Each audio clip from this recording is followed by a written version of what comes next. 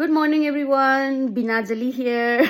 Binajali so kari mayum haibra. I see re dogi kano moi later we pero dida kano ga hamba haurakpagi lamuy ga khong do ai di wan thare dagi di ai mi am size mami rawn ga khapsan bado adu ai see re ba nok pada ado ai se wari se thakataba kuire kumaya ai khange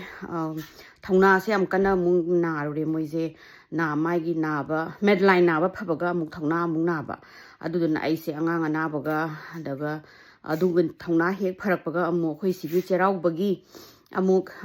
sin balang ba tawbasda ai se wari se liba ngam hodre adu wari se ai se amuk mai tawge habasda hoji se noina sangnagadra haraga khanbane do bo amuk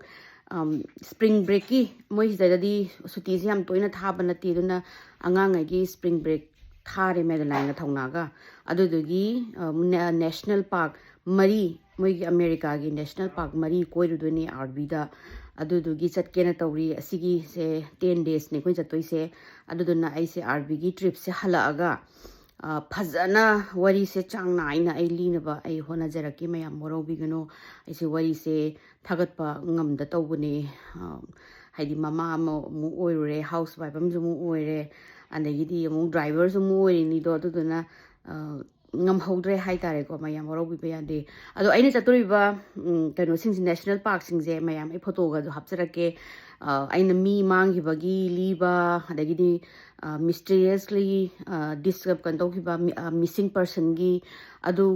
the wari liba da yam yawba kano ngatani national park ngatani adagi adu kano ni ai khoi jatoi se dead valley leire adagidi grand canyon leire adagi zion national